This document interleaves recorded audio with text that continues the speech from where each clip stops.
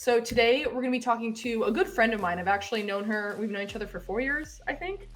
Yeah, we've known each other for 4 years. Her name is Michele Balona, and she's an emotional authority and power dynamics educator. She helps people build resilience to manipulation, reclaim self-trust, and rewire the beliefs that disconnect us from our personal power. And this is part 4 of my series where I'm talking about MKULTRA, brainwashing. I go into Patty Hearst's trial, her case, the history of her, whether she was brainwashed or not. So I figured it would be a great opportunity to have somebody who knows how to work with people who've experienced this, to get out of that manipulation, how to make it so that you aren't being manipulated and all of that, because, honestly, I don't know much about it. I try to learn, I try to educate myself, but I can't say I'm authority on it. She is. Just to give you guys an idea of kind of the framework and the outline of this interview and this conversation, we're going to start with kind of a more general, just asking questions about how people are manipulated, how they can be controlled, all of that.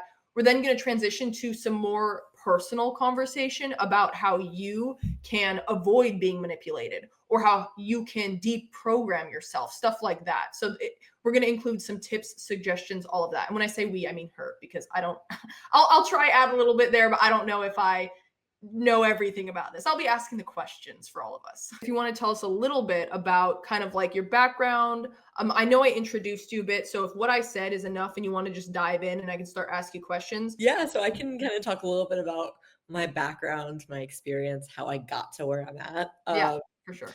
And a lot of it was really just growing up in like a lot of people, right? Growing up in a very dysfunctional family and not realizing the impact that it has on you in so many ways, not just physically, not just emotionally, not just in the nervous system, but your energy reflects it like so deeply, but also your connection to spirit, your connection to how you feel about God. There's so many ways that it impacts you. And you don't really even know it. So yeah, and I think that's also the biggest thing. Well, we'll get into that later, but like how people do actually end up I think people are intentionally chosen and handpicked a lot of the times when they become, controlled by outside forces, because people that have had a weaker upbringing, and I'm going to just say the term weaker, meaning you don't have a strong support system, which I did not. And that actually makes you very easy to manipulate because you don't know yourself. So that is completely my history, where I actually I'm 37 now. I did not know myself for most of my life until this year, when I actually realized I was in abusive relationships with all these members of my family, including my sisters. And I was not in charge of my own emotional authority. Like, I was completely dysregulated, and I would kind of like breeze with the wind, because, we would grow up with abuse in the household, physical, emotional, mental.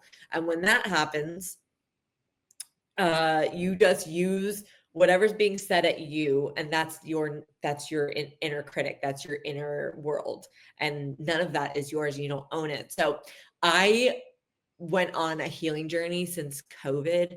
That was kind of my big aha moment, and I realized, shockingly, I'm more awake than I thought, because I didn't really fall prey to a lot of those things. But that was really when I started doing the really deep inner work.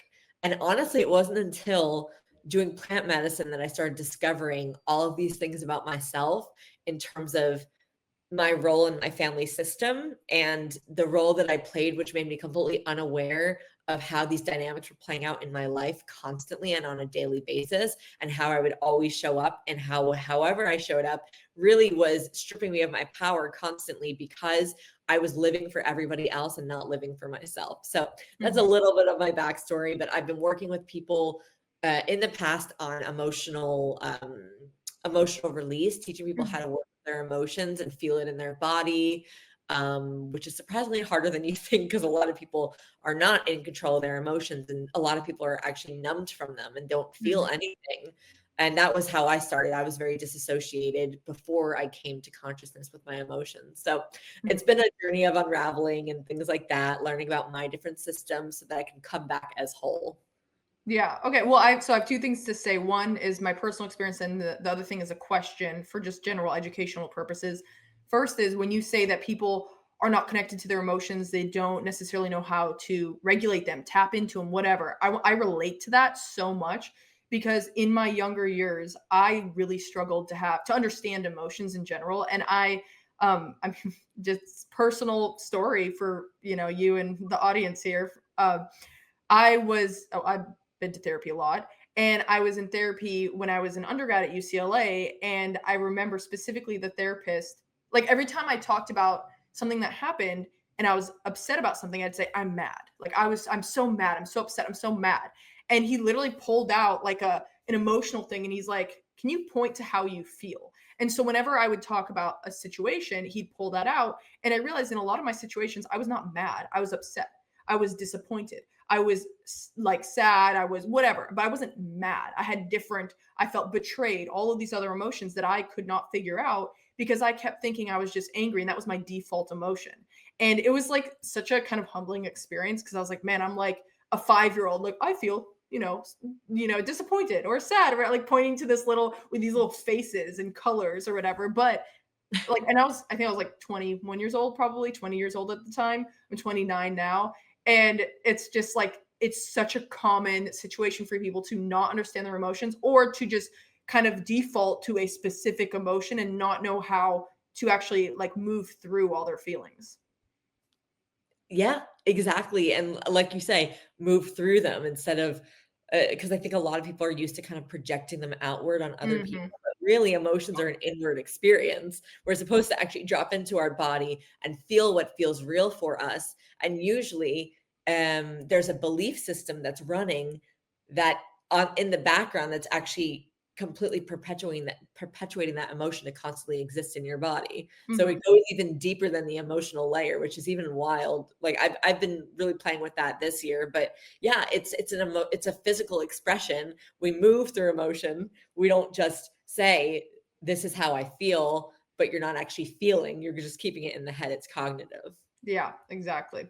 And then my second point is a question. When you say emotional authority, can you define that for me? What exactly is emotional authority? So emotional authority, I would say it's just having ownership and control over your own emotions and not being swayed by outside forces. Mm-hmm. So like with my family, specifically one of my sisters, I mean actually both of my sisters if I'm being completely honest, being in their presence, it's like walking on eggshells. And so what I would do in order to avoid um the emotional storm that came with them was I would preempt what was going to make them upset, and I would do the thing I needed to do to fix it so that they don't get upset and they don't even notice like what was wrong. But if they do go through their emotional storms, I start taking on that energy myself and start battling back with the same energy. Mm-hmm. I can't stay present in my own body and grounded in my own energy. I specifically take it on myself. Mm-hmm. Yeah. Okay. Thank you for explaining that. It's kind of what I thought it was, but I wanted to make sure as we move forward, since that was kind of an integral aspect of our conversation, what exactly that was, but that makes sense. Yeah. So, okay, we're going to get into more questions, but more related to kind of brainwashing, manipulation, how that affects our nervous system, all of that. So, okay, my first question is, I'm wondering if you can explain to us what is happening in the nervous system when someone is being manipulated or controlled, how that affects us with ourselves, our emotions, our bodies, all of that. Yeah. So when you are being controlled, what happens in the body, and I'm sure someone that's watching this, or maybe even you have experienced this before, where you feel, because I'll even tap into maybe an experience that we've all experienced when it comes to COVID or when it comes to the news, right? When things certain, maybe the most recent, Charlie Kirk, right? Mm-hmm. What did everybody experience when that was happening, whether, they were praising his death or whether they were sad and grieving? Your reactions didn't really belong to you. They were manufactured. So you kind of ride with the waves of the energy of where things are going when you're being manipulated and controlled. Mm-hmm. You actually are not in control of that response because it's been manufactured and dictated for you and already preempted for you to respond that certain way depending on which side of the aisle you fall on. Mm-hmm. So you will feel your nervous system start to heighten. You will feel like this reactionary energy in your body. Like you'll start to feel like, I don't know what to do. Like, oh my God, this is the scariest thing I've ever, like, there's a lot of fear or there's a lot of like anger coming forward. And a lot of this is not yours. It's being pumped into you. And so now that, like, when you've actually had emotional expressions that you feel like are yours and they're not like, oh, I'm mad. Like, do you feel like you're actually not being overtaken by that emotion? Like you can separate it and recognize what it is. Yeah. That's kind of what it's like when you're being manipulated. You are one with the emotion. There's no separation. You're Mhm. fully in it. And like, you don't realize that it's actually something that you can experience without being fully in the experience. When you're in that state of not being in like an authority of your own emotional experience and like you're being controlled and manipulated, there's all this fear behind that. Like you're constantly in fear and you're constantly seeking your safety outside of yourself. So what that does is you're constantly in survival. So the Mhm. body itself, your adrenals are kind of shot. So with adrenals, that's your kidneys. So your kidneys are going to be over functioning, which means you're going to be depleted of actual minerals in the body, especially iron.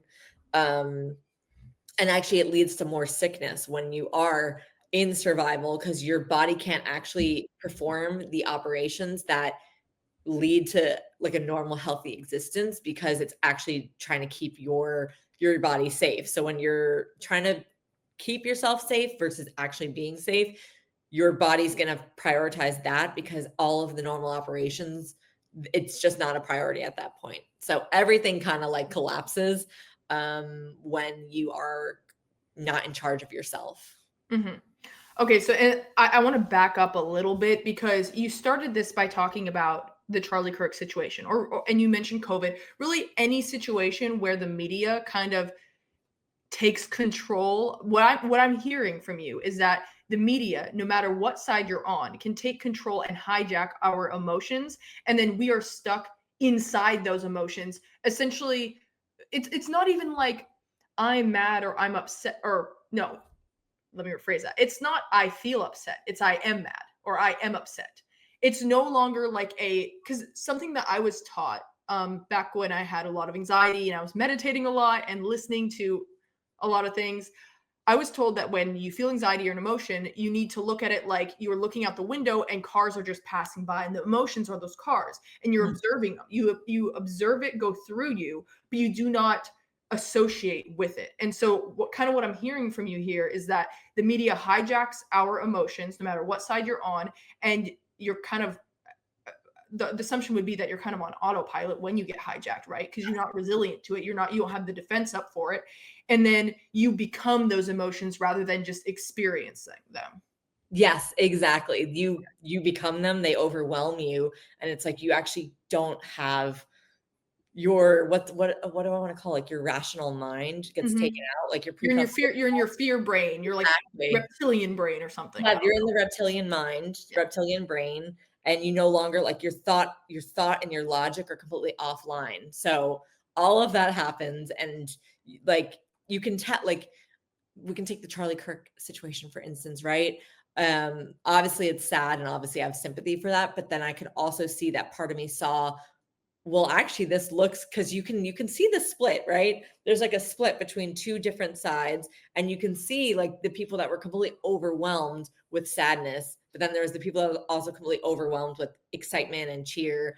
And they none of them were actually operating in their, like they were operating with what they've been told to believe or what to think or what to feel. Because Mhm. the people that were celebrating didn't actually know anything about Charlie Kirk or his videos, but the people that were sad didn't actually know anything of what the background information of, actually this was I don't know if it's okay to say this, but actually it's a ritual. Like Oh, he okay. might not have been aware of it, but he was a sacrifice for this specific reason because they wanted to divide us even further and take people at, like, out of their energy, and a further ritual in order to co-opt people's brains and minds. Well, I mean, yeah, one could argue that no matter which side you're on, the extreme is where they wanted you, right? They don't Exactly. care if you're Exactly. celebrating. They don't care if you're incredibly sad. They just want you on the extremes, right? Here's the thing, like, and I'm not saying that when somebody passes away that you may like, that it's bad to be sad. But the kind of emotions we saw online, it was like I mean, I had a physical reaction to being online. I got offline. I had a physical reaction to it, so I had to remove myself from that because it was very heightened and people were reacting. They were not pausing and moving forward with a rational thought process. And you see this time and time again. This happens like almost every day. Yes. Obviously, the Charlie Kirk situation was a very extreme example, but this happens almost every single day, which is why it's like I don't even watch the news half the time because it's like that. It's meant to program you. It's supposed to keep you in that position. And as you said, it will then put you in a position where you are not healthy, right? You aren't able, your body can't take care of itself. And then you're in a position of being sick. If you want to talk a little bit more about that, I think that would be helpful. About the sickness portion? Yeah, about sickness and how you're not able to be safe or protect yourself. You kind of mentioned it, but I'd like to understand that a little bit more. Yeah. So I've actually been playing with this in my own life a lot where I have this thing called the chi swing machine, and you just kind of lie on it and put your legs on it, and it's going to like rock your body back and forth. And I didn't actually realize that most of my life, like even to like as of recent, I was constantly in hypervigilance, like and flight. And it was like when I would do this machine, I had a really hard time just dropping in. My mind was diverting me to, oh my God, what if the candle falls and there's a fire? Or, oh my God, what if the kitties need me? Like, because they're outdoor cats. It's just all these constant, like, mind-numbing, swirling thoughts in my mind that are co-opting my experience from being fully present. So I knew that because my body hasn't been that healthy for a little bit. Like, I feel like I've had like certain issues, but they haven't been able to heal because I was constantly in this state of hypervigilance. I was constantly trying to make sure that I was safe or that everyone outside of me was safe. And yeah, I have examples of like a lot of people in my family, like my mom has cancer, for instance, and my sister had like a autoimmune condition. And we, again, grew up in a lot of trauma. And one of my sisters is very much in fight. That's her nervous system programming is fight. And my mom is in chronic fear and very detached, I would say. I would say, what's the word I want to use for that? Not fawning, but freeze. She's in freeze. And so look at all the, like, when your body is completely in that state of, for one, if you're in freeze, your cells don't move. Oxygen doesn't move freely from your body because you have stagnation in the body. Stagnation breeds disease. But the only way to get the body moving again is actually physically moving through the emotion and allowing your body just to come down from whatever heightened state that you're in. Because again, when you're heightened, your body can't operate as normal. Mm-hmm. Yeah. Okay. That all makes sense. Do we want to talk a little bit more about how fear specifically plays into all of this? I think fear is huge when it comes to health, especially. And I think fear is kind of like, I think fear and hatred are probably two of the strongest emotions that I think we as consumers, probably Americans though, specifically, are subjected to like every day. Yeah. Yeah. 100%. Yeah. Yeah. Cause one side always falls on fear, or like, it's like, no matter what side you fall on, you're going to be manipulated to like have one or the other reaction. But like, it's always one side has fear and one side has hatred. Yeah. On any given topic. Yeah. And they flip. Yeah. For sure. Exactly.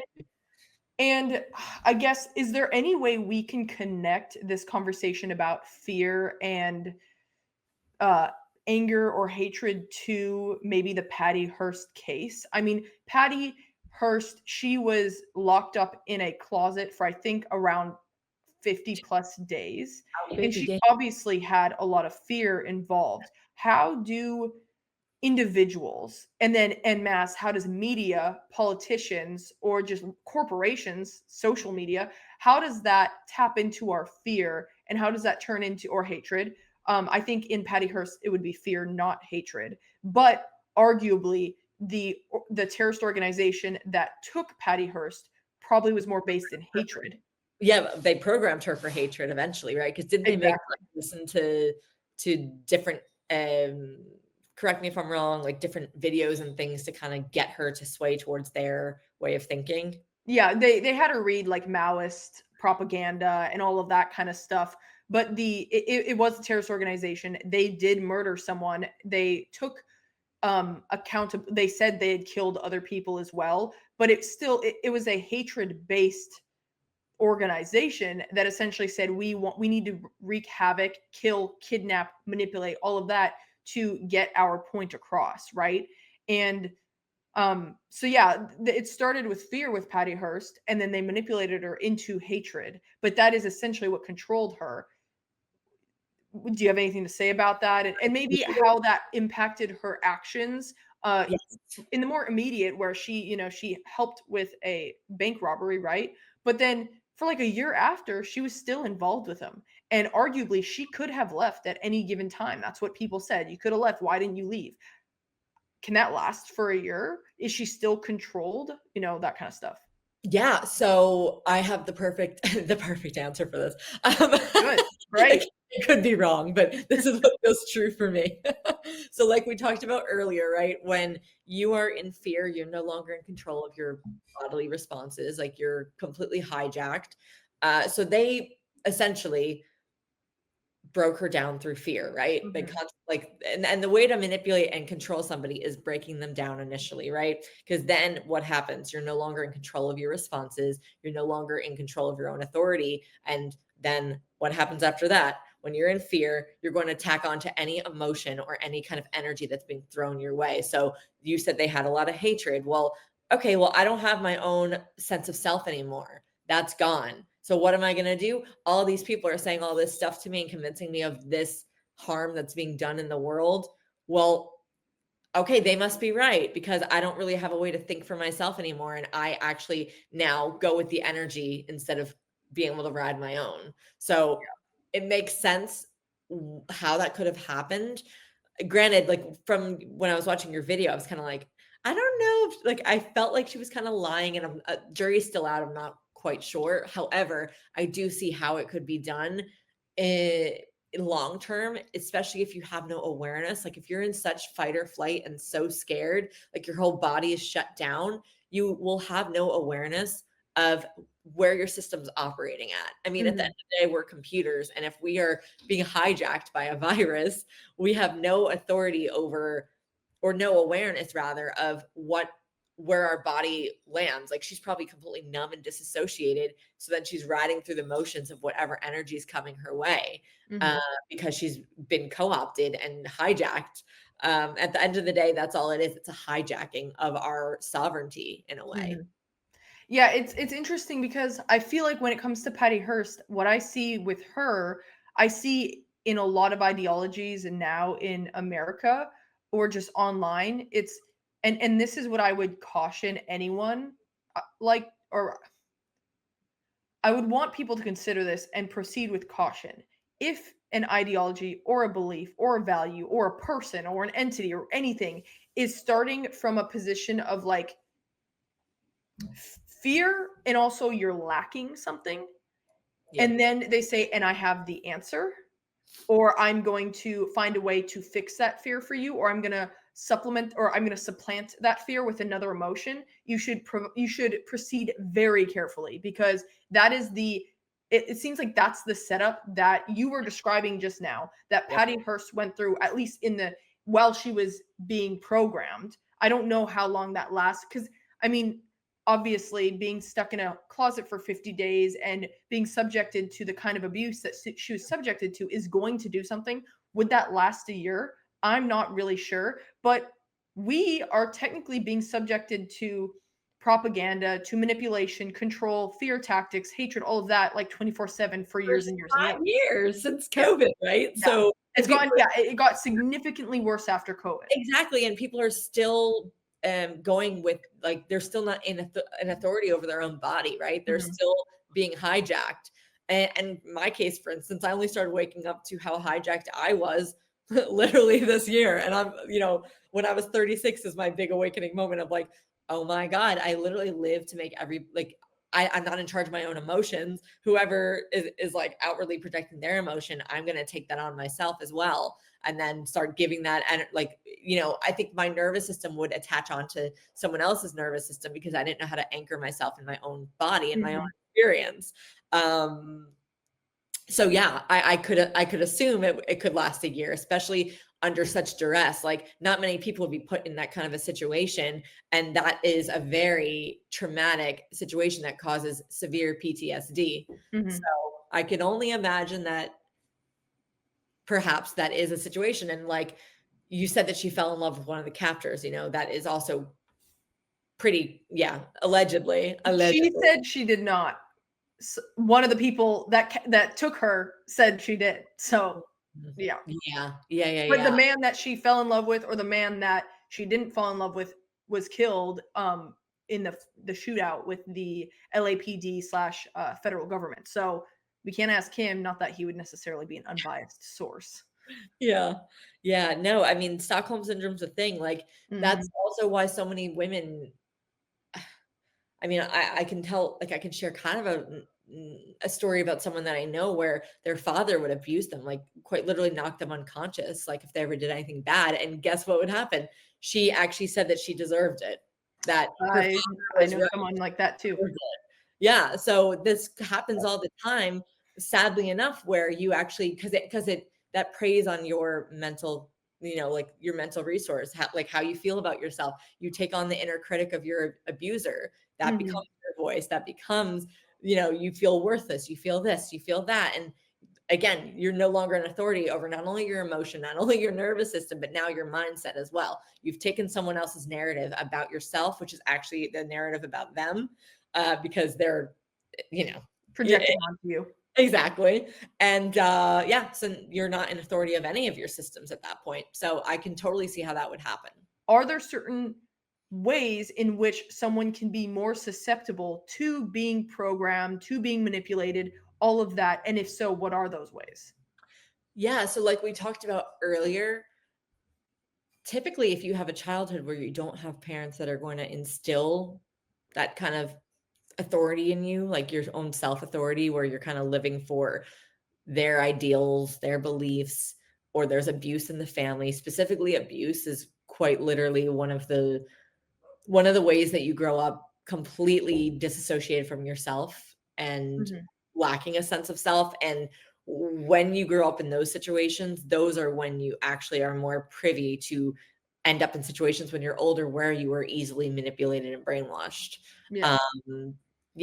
I was reflecting on this the other day because, when we were talking and planning this call, I was like, what's interesting? Like, me being someone who had a father that would abuse, me and my sisters and my mom and whatever, in a way that was him grooming me my entire life in the sense of like, I was being brainwashed my whole life into thinking a certain way about myself based on how he would treat me and what he would say to me. And that is still brainwashing, even if it's not like the kind that you would think of, like the MKULTRA style, being, put under and whatever. But repetition and constant action on that repetition of what's being said, that's going to quickly deteriorate the way that you feel about yourself and make you easier to manipulate and abuse going forward, because you don't feel like you're worthy. You don't feel like you're good enough. You don't feel like you are entitled to have happiness in your life. And so you will seek out, or situations will find you. Like, there was this video that I saw, I can't remember, some woman had said that they interviewed about 50 different predators in a prison, and they all said, what do you look for when you find your victim? Have you seen this? Yeah, I have. I can't remember exactly what they say, so yeah, I have. I'm paraphrasing as well, but what do you look like when you see your victim? And they see somebody that's probably alone, that probably doesn't feel good about herself, that probably relies on somebody heavily for her sense or his sense of safety and security and well-being and mental security. Like, I'm reading right now about self-esteem because it's such an important topic, and that's And when you don't grow up with your self-esteem being healthy and nurtured and taken care of, you again fall prey to anything. So I think self-esteem is a very important thing that you like people need to grow within themselves. And it is something that you can change and nurture, because if you have low self-esteem, you're going to, you're likely to find those love bombers and those narcissists, people that pour Mhm. into you intentionally so that they can eventually flip the script. And then you're going to be desperately needing that validation and that attention yet again. And it's going to become addicting. It's like a cycle. So you become addicted to those highs and those lows because at least you're feeling something when you felt nothing most of your life. Yeah, it's interesting how it seems people can be like pre-programmed almost from a very young age to then once they're adults accept certain treatment because of that. That's how they were treated as children, and that's like their example of what love is, or that's how because it. I'm trying to remember. It's a specific heuristic, and a heuristic is essentially when your brain. Do you know what a heuristic is? No. It's when your brain takes it's like a shortcut to find a solution. And our brains automatically try to take shortcuts to find solutions because our brains are naturally very lazy. We have to consciously try to make sure we are not like relying on heuristics and taking these shortcuts. And propaganda, media, social media, politicians take advantage of that as much as possible. And one heuristic, and I can't availability heuristic. I cannot remember the name of the kind of heuristic it is, but it's essentially saying that the brain, if we just let it do its thing, takes repetition, just repeatedly seeing or reading something, it places a higher value to that over the actual credibility of the source. And so if you are constantly, and you can apply this to social media and the news so easily, if you apply that to that, you could see that politicians or political parties or the media will say the same thing over and over and over and over again to the point where you believe it without necessarily looking at the credibility of who is saying that thing.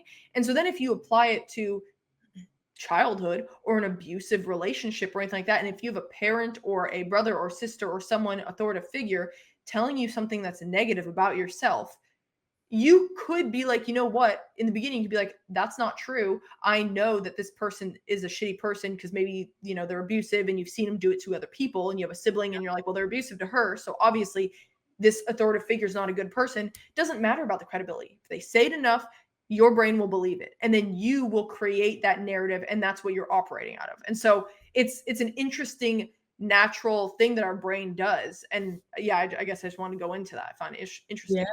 Yeah. But also like when you're younger, you don't know any better. Your parents Mhm. are no matter how bad of a person your parent could be, they're still your hero. They're still the person that you look up to because they created you and they're raising you. And so Yeah. you don't really develop an opinion on who they are as a person and like weigh their credibility. It's just, well, this person must know better than me and he made me, so he must know these things about me that I need to take on for myself as my truth. Yeah. So you don't have that ability to actually logically consider who you're faced with, because also from 0 to 13, that's when you're constantly in that state of theta where that's when you're being programmed. So you Mhm. don't have you haven't put on that rational or grown that rational side of your brain yet where you can actually rationalize and develop your thought, like your actual critical ability to think, Mhm. or your ability to critically think. That Yeah, one. yeah, yeah. It's interesting because that means that children are like double programmed because like naturally, even as adults, we have this natural inclination, this heuristic to not check credible sources and instead just believe what's told if it's told enough to us. Yeah. Children have that natural inclination as well, but they don't have the conscious ability to even check the credibility of the source because they're children. And so the yeah, Yeah. it's just kind of fascinating to look at it, which kind of always leads me to think of like, and goes back to the Patty Hearst case, but it's like, how do we hold people accountable for their actions if they are easy to manipulate or they have been manipulated or they've been brainwashed? Because Patty Hearst, she was found guilty. She was sentenced to 7 years in prison. She spent 22 months in prison because her sentence was commuted and then pardoned. But it's like, how do you even determine if somebody's actually even um, consciously making these actions. But at the same time, obviously we need a justice system, and we can't just be like, oh, well, you know, that individual was abused as a child, so the fact that that person abused his child, Yeah. you know, it's like, no, like we are all conscious people that can choose to step out of that, but how? Yeah, it's a slippery slope for sure, It because really is. like there's been so many of these serial killers or serial rapists that grew up in really terrible childhoods, but they still need to be held accountable for perpetuating that abuse onto other people, you know? Yeah. So that's the hard thing. It's like, I don't have an answer to that. That's like a No. really hard, that's a really hard question, because yes, people need to be held accountable, but then also like if people are like so bad, I mean, I would think though, for the most part, if you're so, I mean, this is kind of generalization, but if you were so severely abused, like most people would come out of a situation like fairly catatonic, and it would take them a while to even get their faculties back online at all. But I don't know. I couldn't say, because I've not been through anything that extreme Yeah. to have that sort of experience. But yeah, I Well, I think, think when it comes to imprisonment in that situation, that I find interesting is like a lot of people see prison or jail time or whatever as like, you did something bad. I need to hold you accountable. You deserve it. Right. But yeah. there is another aspect to prison, jail time, all of that, which is simply getting dangerous people off the street. And so it's like, okay, can we sympathize with an individual who grew up in an abusive setting? Yes. Does that mean that we let them off because they might have been brainwashed or be programmed or conditioned to be more violent and hurt other people? No, we can't let them off because that individual is going to hurt other people, right? So it's a very interesting kind of dynamic, though. Yeah, well, it's like you almost want prison to be more like a rehabilitation center, you Yeah. know? Like, that's almost what you kinda need, because, there's this video my friend sent me, and I don't know if you saw this one, but there was, like, this, like, relating circle that they had this, like, group would go to these, like, huge, like, big prisons with, like, maximum security Hmm.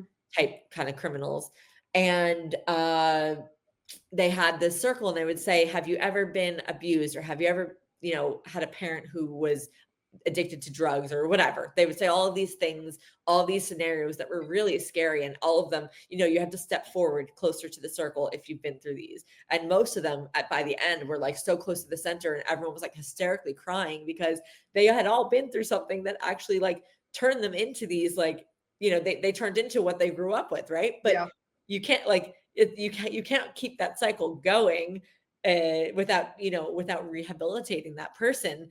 It's like you want prison to be a way to kind of like psychologically, like they just automatically put them as criminals, versus no, actually we could rehabilitate them and like do parts work and certain things like that to make them understand what part of them was actually driving this response. But Hmm. I agree with prisons. I agree with punishment and all of that stuff, but I don't agree with the way that the United States Hmm. does it, because Yeah. it's not conducive to bringing people back into society as normal people. They're just going to keep committing the same crimes because that's all they know. It's conducive for elections and money.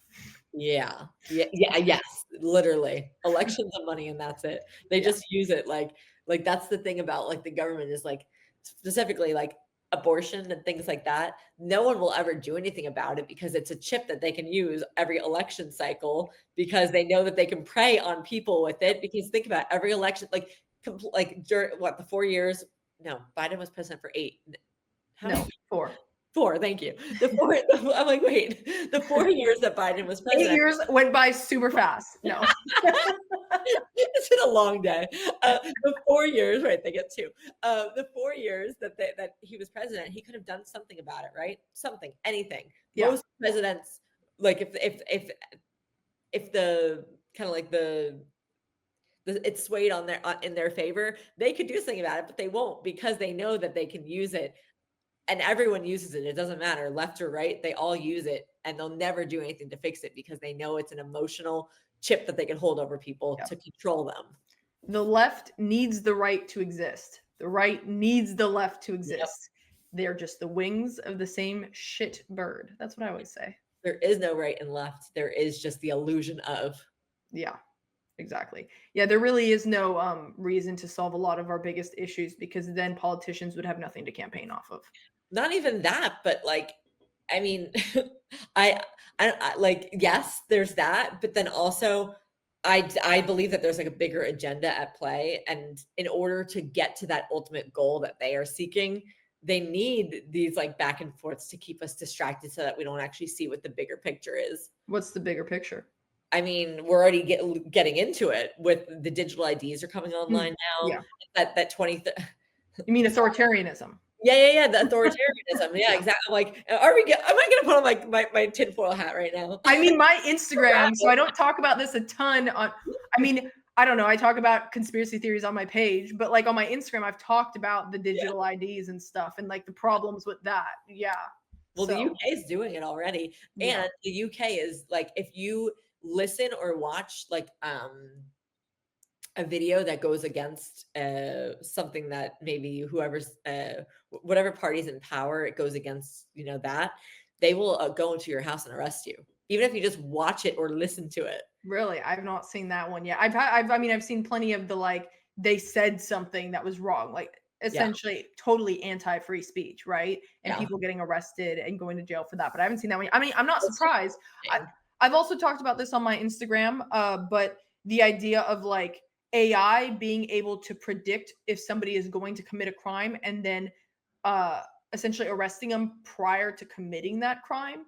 It was more of an ethical, hypothetical conversation. But I heard recently that I don't know if it's Peter Thiel or someone is like really actually creating this, and it might become a real thing. Have you heard that?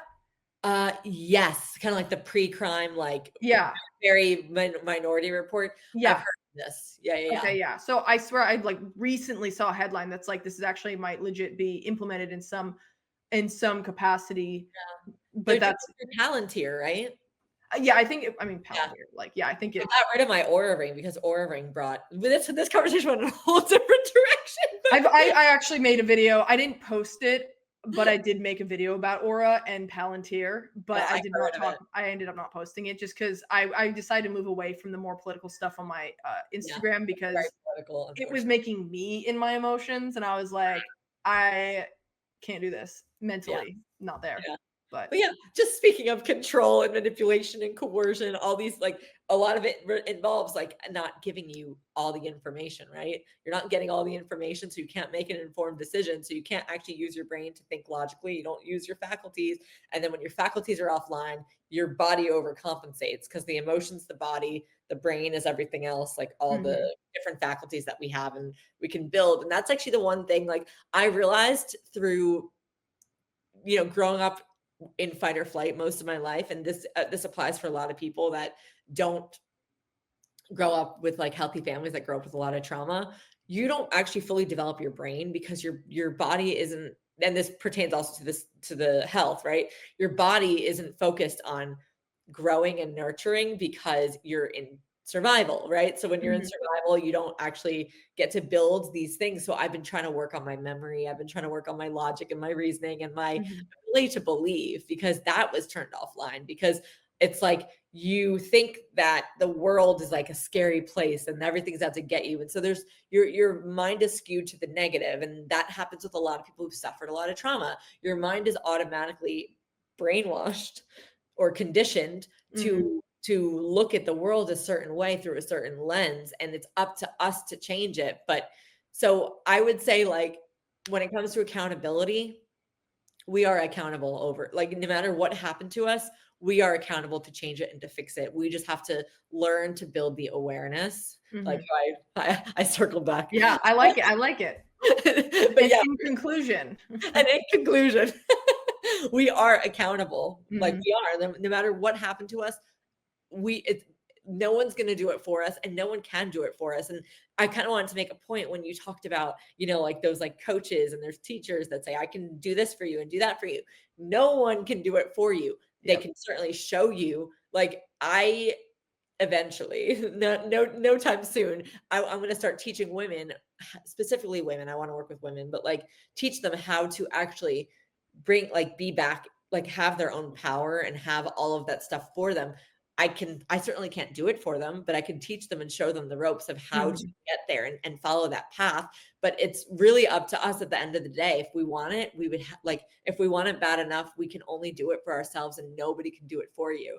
That's a big reason why I stopped being a healer. I used to be a healer and I'm like, no, no one can do that for you. You have to literally pick yourself up from the bootstraps and get yourself there, because without that heavy lift of having to overcome that energetic like suppression and that energetic in like stamping you down and making you like so small and contracted, you'll never have that big opportunity to rise up into your power. Like you need that to come back into your like self-esteem and your confidence and your authority. Mhm. I think that's what a lot of people are missing, is that we let all these events and these things get to us, but really they are just trying to show us where we haven't been in our own power and we haven't been able to use our own voice in order to be more of like a protector and a guardian of ourselves. Mhm. Well, I mean, and that's I love that you're talking about this, and I guess it's related, but somewhat of a side quest because it's so relate. I was watching a video on this essentially, or to a degree.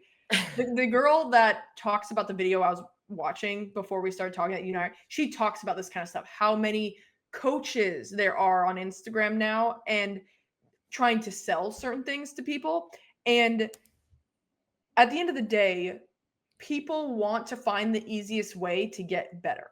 And so they want to give their money to somebody who says, I'm going to make your life better and I'm going to fix you and I'm going to heal you. And that's literally not going to happen because, as you were saying, you need to do it yourself. That is how you become autonomous. That is autonomy. And it is freaking hard and it takes a damn long time. I've been trying to stop being a total control freak for like 4 years. Okay. It was my New Year's resolution like 4 years ago. Every year, it's still my New Year's resolution. I don't get a New Year's resolution because I'm not resolving it within that year. It's still a Yeah. problem.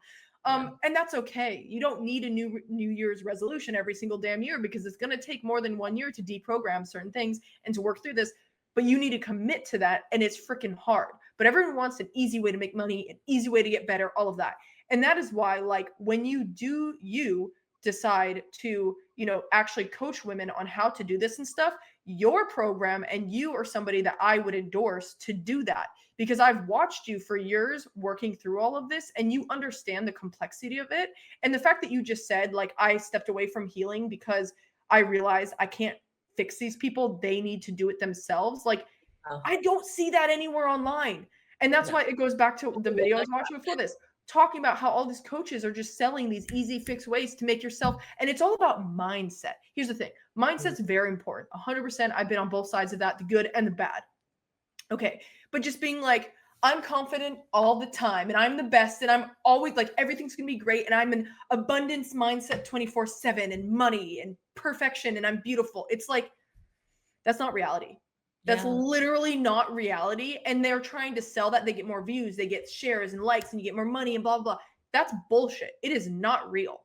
And Well, I like my fiance said this to me because I was like really struggling. And I was like, man, like I'm trying to start a business. Like I'm trying to keep this positive mindset, but it's so hard.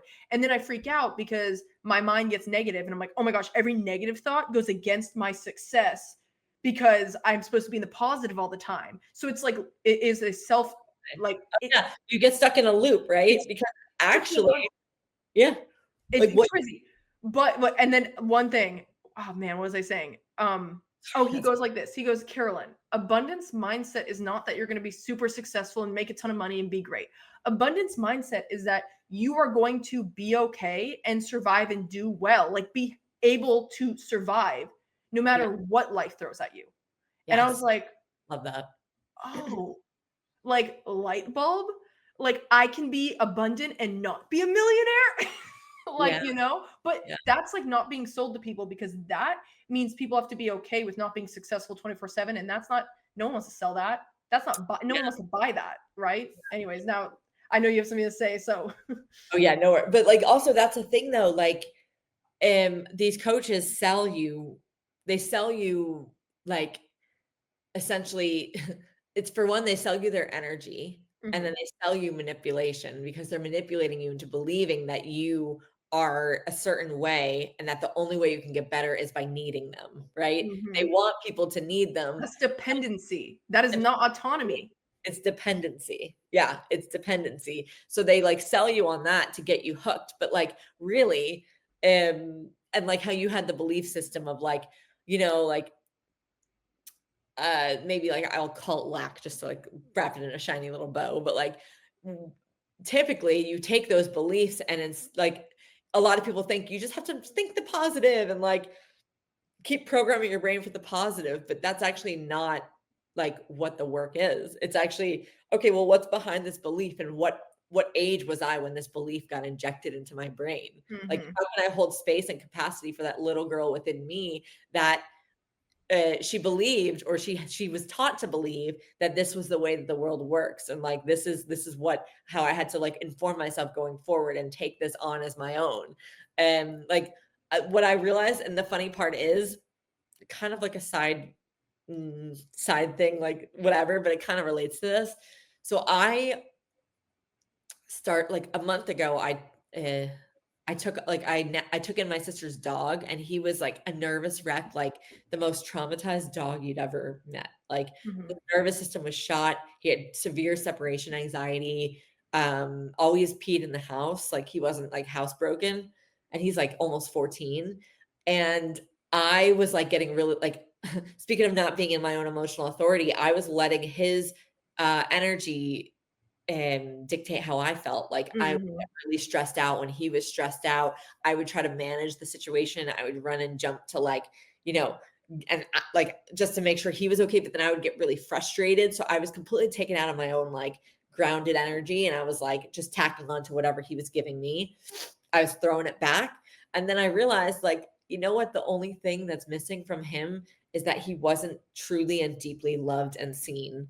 And the only way, and this relates to our like healing ourselves, the only way that we can actually heal or heal somebody is just giving them like knowing that they're not too much and knowing whatever that they show up with, whether it be like their mindset, their heavy emotions, like whatever condition they're coming to us, whatever state that's like maybe overwhelming, letting people know that they're not too much. And like the way that you heal is just by being seen in that moment and not feeling like you can't be loved the way that you are. The reason why we carry all these programs in us is because we didn't feel like we were loved at the time. So or like loved to the capacity that we needed, or like taught how to express something differently. So instead our mind jumps in and takes over for us when we don't know how to handle it. Our mind is like our I want to call it like our stop loss almost. Like it's like, oh wait, no, it's okay, we got this, we can handle this for you. It like Mhm. it's the ego that comes in and starts developing and creating all these like defense mechanisms and these ways of showing up in the world, when actually it's really our little inner child like in us that just needed to be seen and felt and loved, and taught that her emotions or his emotions were not too much and they're okay to express, so that we don't have to develop all of these mechanisms that carry us forward and essentially get to ruin our lives. Yeah. Yeah, honestly, when I've gone through some of the hardest things in my life, seeing myself as like a child is really helpful because it gives Exactly. me the ability to be nice to myself. I can be so hard and critical, but if I see myself as like a little girl, I would never hurt a little kid, a little me. Little Carolyn was so cute. I look at little photos. For a while, I put a photo of me as a child next to my mirror and I looked at it every single day to remind myself that that's who I was and I would never hurt little Carolyn. So why would I hurt me? And that was so helpful in reprogramming myself to get rid of certain critical thoughts, negative thoughts, ruminating thoughts, all of that. Which, and again, I'm not going to be a positive. This was years ago. I did this probably like 3 years ago, and I still have negative thoughts all the time. I still have imposter syndrome. I have all the issues. I'm not a perfect manifestation, abundance mindset girl. That's like not possible. You can't be in that 100% of the time. No, And and that's if you okay. are, it's It's fake. okay. It's okay to not be like that. Yeah, yeah. And like cut to a month later, just like by giving him ultimate presence and love whenever he shows up with these big reactions and responses, he's a new dog and he doesn't have those big reactions anymore. That's Like awesome. none of that exists anymore. His hyper like vigilance and all of that gone. But that's because like you're meeting, like I'm meeting him where he's at. You met yourself where you were at, like that is the way, like you deprogram and decondition yourself from these conditioned responses because they were programmed into you at a time, because we take on those beliefs from our parents. Maybe they're, I'm not going to like assume things, but like, yeah, perhaps there was scarcity in the family or this or that. And like, we take it on as it's our own, but it's like really not. Yeah. So it's fascinating, like just the way that the brain works and the body starts, like what I realized throughout this work is that whatever, like your mind is running the show, right? And your mind is gonna, like, if you decide to accept those thoughts, then it goes into the body and the body starts informing in like the energy around them. And the energy is the emotion. And then the emotion's what you actually attract out in the world. But you actually have the ability, and this is where you actually have to train your mental faculties. You have the ability to reject those thoughts, but most of us take it on as it's our own, especially if you're dysregulated and you don't know how to develop your mental faculties. You're just like, oh, I hear this and this feels true about me, so I'm going to take this on, instead of being like, actually, no, like you said, the credibility. Does this person have credibility? Yeah. So yeah, just fascinating. It's interesting because what you're talking about is it's like the coaches that we're talking about and kind of talking negatively about, but they are so close to reality in that like they are skirting it, because you're right. Like they are right. It is your mindset, right? You can control how you view the world, and how you view the world dictates how you react and your reality. So obviously being positive is beneficial. Where they're missing the point is they're only looking at the flashy side of things and the happy, good, go, whatever, because that's what you can sell. And that's what gets views and likes. It's the real shit that doesn't get views and likes and money. And so what you're talking about is reality. And what the coaches are talking about is like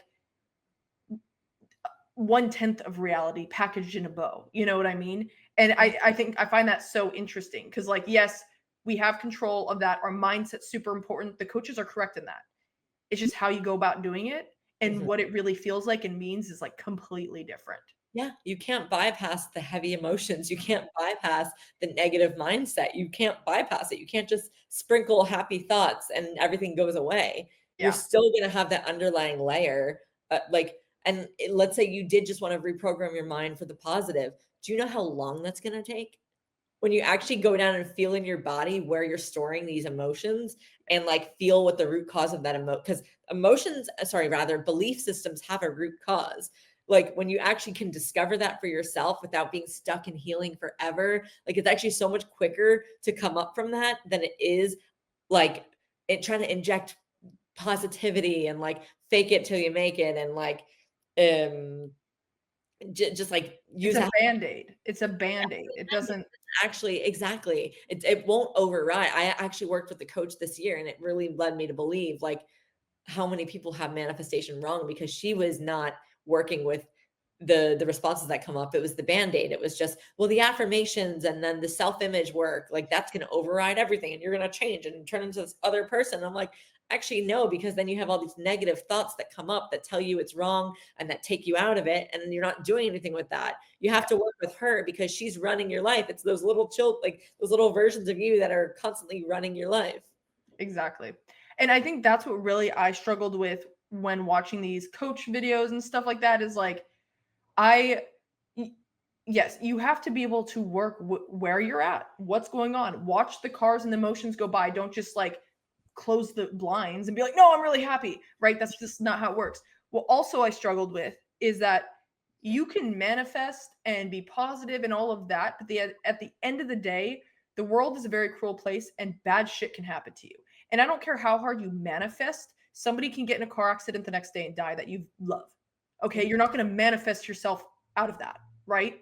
And so it's like that's where I really got hung up is I was like, well, what about all the people that like there's so much bad shit in the world. Are you telling me that the bad shit happens to them just because they're not manifesting? No, maybe they were just born in a very poor country and they don't have the ability to get education because they're women.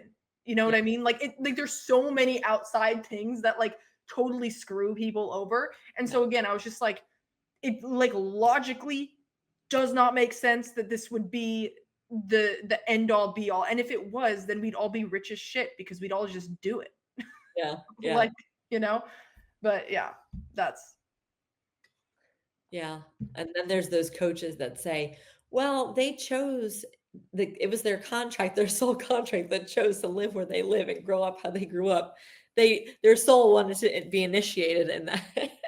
oh, I've never heard that one. Oh my God, it's the worst. It's the It's worst. essentially saying that like there was consent to it, but Before we they, don't remember the consent, so yes, 100%. Yes. You just have to build the awareness and then you'll remember why you needed that lesson. Spiritual bypassing at its finest. yeah, that's interesting. Yeah. Yeah. Yeah, I haven't heard that one. But I'm not surprised. I'm not surprised. You got to find a way to fit everything into your worldview, right? Yeah. Yeah. Okay. Let me see if I have any other questions. We talked about a lot of things. We kind of just got into. Mm, oh, here's one. We can end it on this one because we have been going for an hour. So we'll end on this one because I think this is a really interesting one. How do we know the difference between intuitive truth and conditioned fear when we're trying to think for ourselves? And this is hard for anyone because especially in the age of AI where everything's like you literally can't tell what is real, like what is going on. There are so many ways to ask this question and it's applicable in so many ways. So you can just take it any avenue and answer it however you wish.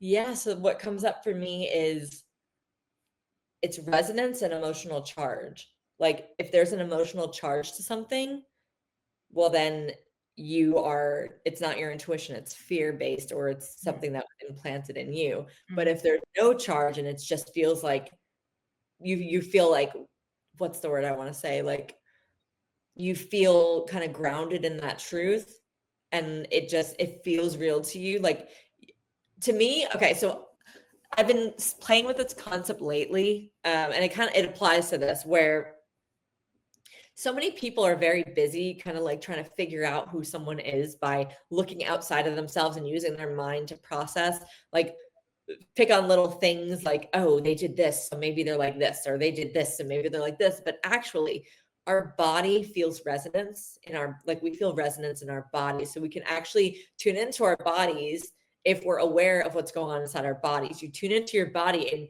how does this make me feel? Like it's by being able to go inside your own body and use your body as the barometer.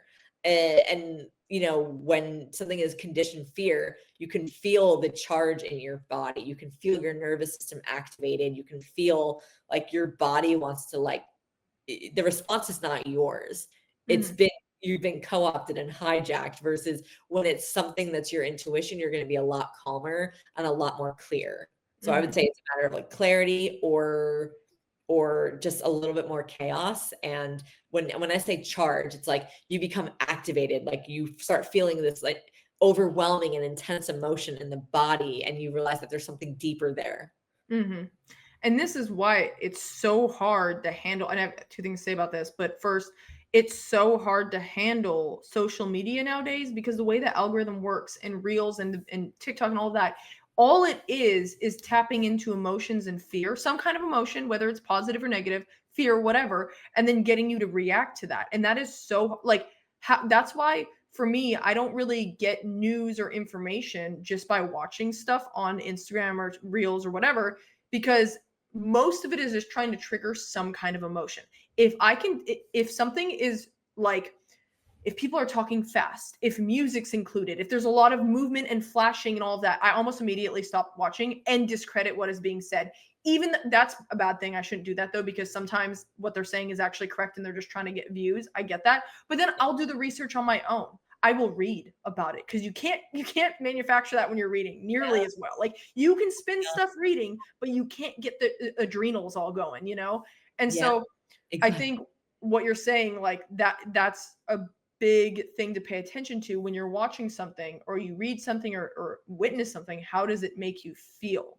And like pausing before taking action on on that feeling so that you can assess if the emotion is correct or not, because emotions are not always correct. We want to hold space for them, yes, but that does not mean that they're always correct. Second thing is, so it kind of seems like the ability to determine or to distinguish intuitive truth and conditioned fear or overreactive emotion is something it's almost like, to me, an expert level ability, because you said you have to be able to regulate your emotions. You have to know that your intuitive feeling is correct. And I'll say, like, I believe I'm at the point where I'm pretty good at knowing my intuitive feelings. Usually my intuitive feeling tells me just don't trust it. Like, I don't trust really anything.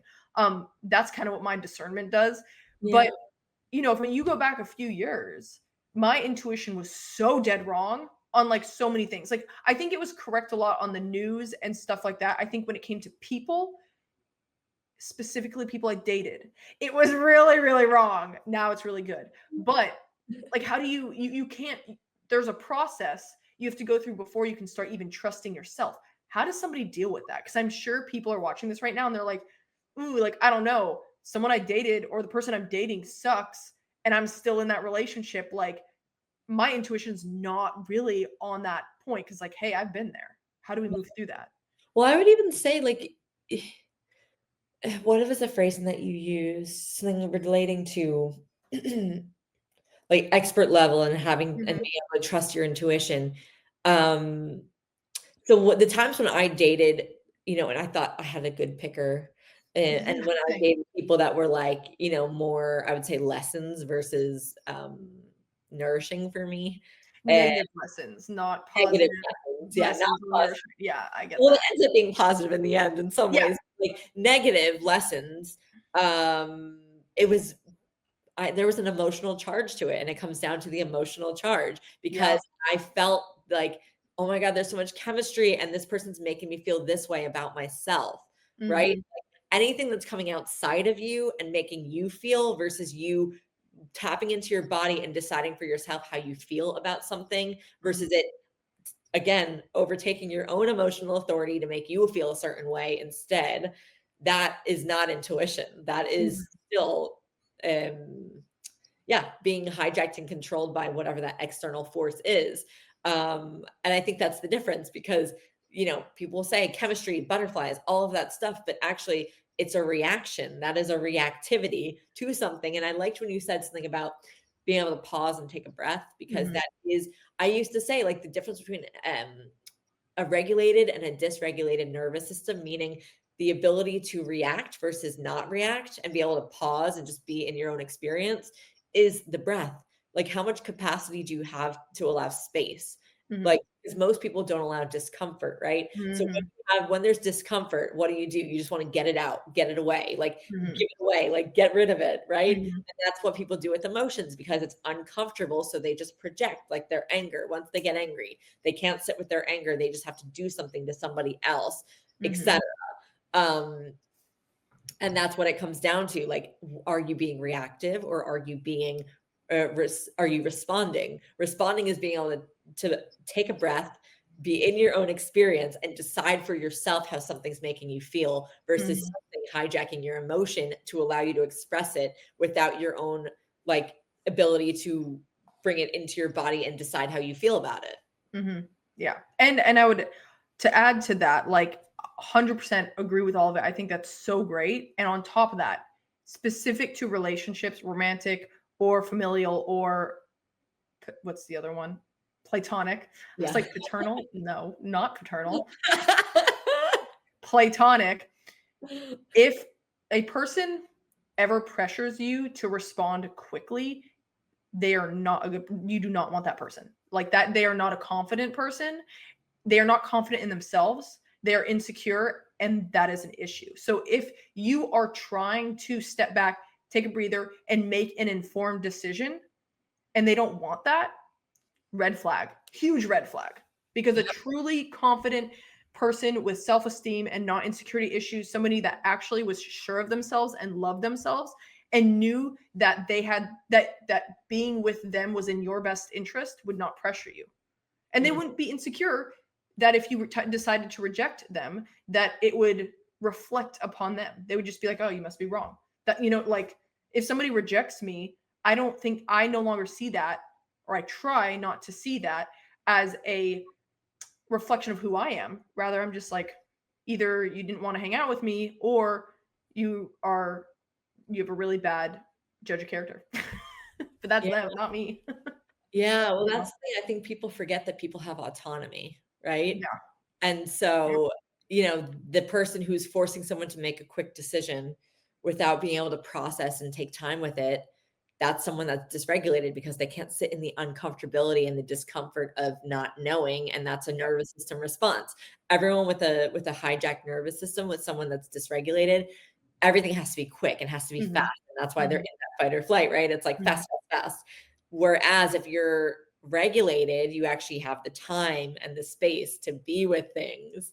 Mhm. And that's literally what it comes down to. Start looking at who's running, like running very high, like, do they have a lot of, are they always emitting heat? Are they always like talking really fast? Are they, as I'm like now slowing down my speech, I'm Yeah, like, you're like, "Oh, shit, no." I talk kinda fast, so I will say, but that's not why. I talk fast. That's yeah, one example of many things. yeah, exactly. One of many. But yeah, You don't like, have the other things. yeah. But yeah, so yeah, it's fascinating the ways in which we kind of overcompensate for the way that our inability to sit with emotions and discomfort, which emotions and discomfort are one and the same thing. Like if you can be with discomfort, you can actually be with your emotions. But if you can't be with your emotions, or discomfort, like it just means that you're not used to that uncomfortability. What I started realizing for myself, because for a long time I couldn't be with my emotions, but now that I've been really diving into my body and exploring my emotions, things don't rock me as much anymore. I can be with discomfort and it be okay. So I'm more privy to go into my emotional states when I have that charge come up, and Mhm. then I can sit with it versus project that onto somebody else. And yeah, it's been very freeing, to say the least, because when you are in charge of your own emotions, you can, like, no one can take that from you, as in, Yeah.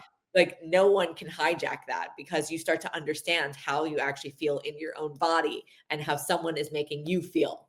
Yeah, Mhm. so that is my last you know tying it Bone back drop to or yeah, the last I conversation. mean, and I do wanna say, like, I know earlier when I was giving my 2 cents on the topic, it might have sounded like I was saying whoever is rushing you is only a negative person. Lots of times they're not a good person, but there are also many instances where they're not intentionally trying to be a bad person. Obviously, they're not a bad person. A lot of people are stuck in that system and that experience because they do not know how to get out of it. And so I just kind of wanted to add that little caveat in there, that little change in what I was saying, because I do realize that, and I know people in my life that have certain traits that are similar to that, but I know they're not a bad person. I also know there are a lot of people that are bad that do that. I So agree. I agree. Yeah, yeah, fully. but you just Yeah. got to be really aware of that and recognize how to handle people like that, right? So yeah. Okay, well, I think that's it for that. I think we went really in depth on like manipulation, coercion, all of it, and then added a ton of other stuff on there, which I think was super fun. Is there anything else, last thing you want to say, or?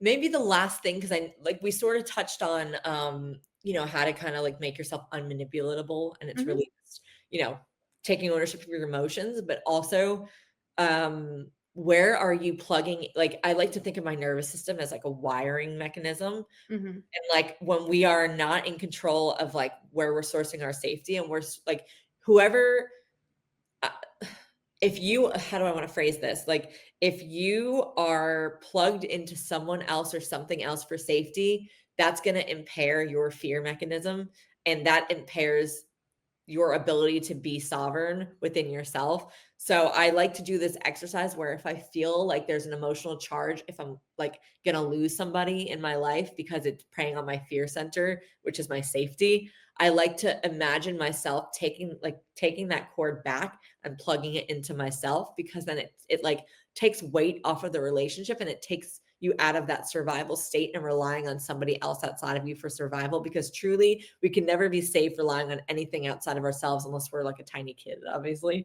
Yeah. But like as an adult, there is no safety. Even in a marriage, there is no safety by relying on the other person. Like you really have to learn how to create that safety within yourself and learn how to source it from within, because we're constantly all seeking validation from other people and people to affirm us, and this and that, because we're so not clear who we are and kind of what our purpose is in life.